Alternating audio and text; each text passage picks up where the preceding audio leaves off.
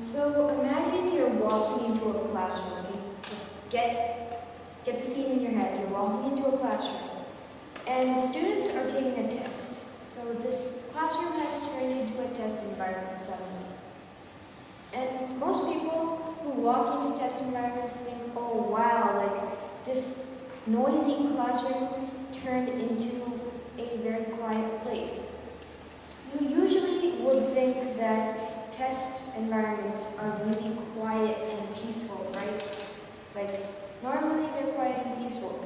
But this particular test environment is not peaceful.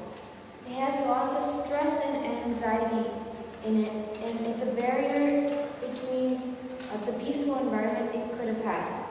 So this is how an MCAS test setting is. MCAS stands for Massachusetts Comprehensive Assessment System. It's a standardized test just like the MAP test here, except it's written by hand. And I believe that MCAS should be altered or changed for its demands on students because it's very stressful. Okay, so I'm going to first play a video that it's just 2 minutes long, and it shows the perspectives on this topic right now.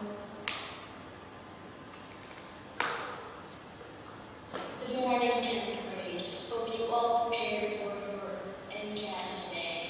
Today, you will be taking your first subject, which is math, and you will be having to use your 2B pencils today.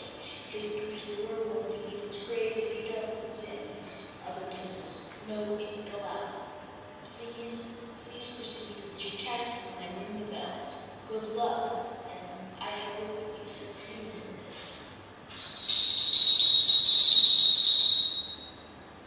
I've been taking MCAS for 7 years, since 3rd grade. I think I've had enough of it. When I get the results for MCAS, my parents get pretty mad at me sometimes because I haven't gotten proficient. And I'm pretty slow at learning things, and it takes a long time, and I shouldn't be compared to other people that are much better than me. And I have a lot of other stuff to worry about, like PSAT, SAT, and all the extracurricular things I have to do to get into college. It's really getting hard. I don't want to take the MCAS. Sruthi, you must take your MCAS and start. Please proceed. Oh. Hi, Daddy. How are you? I'm good. How are you? How was MCAS? I don't like MCAS. It's so boring and so horrible, and it tortures us. Well, I don't know why the kids think that way. It's actually great to have a very standardized test. And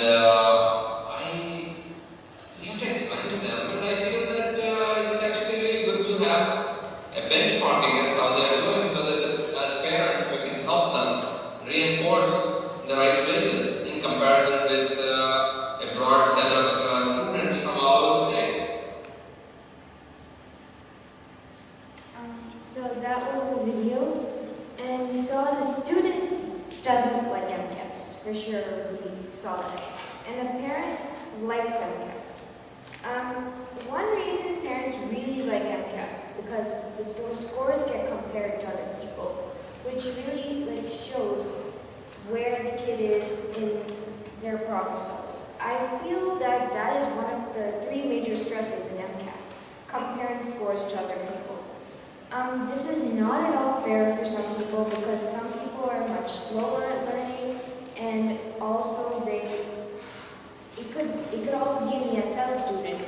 They're not as good at English than other people, and in the US they're usually pulled out of English class so they can learn more English. And taking a test that's higher than their level is very hard for them, and they probably tried their best. And at the same time, they're compared to other people who have been born in that place and have learned English as they were growing up. So I feel it can be very, very harsh on some kids.